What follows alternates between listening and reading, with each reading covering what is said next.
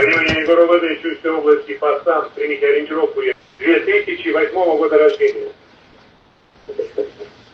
Сегодня примерно в 21:00 в селе Васильевка неизвестные похитили девушку. Уехали на автомашине Honda Step Wagon светлого цвета, предположительно в сторону Таласской области. Сегодня 22.12.25 примерно. Внимание, вот по похищению по западной зоне вводится план перехвата. Западная зона выставляет паспорт.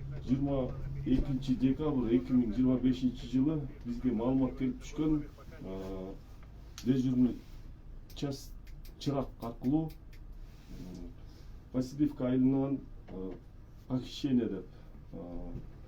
Фамилияңыз кандай эле? Карасманова Хатижаны Honda Step'ке салып кетишкен, достойнору белгисиз деп.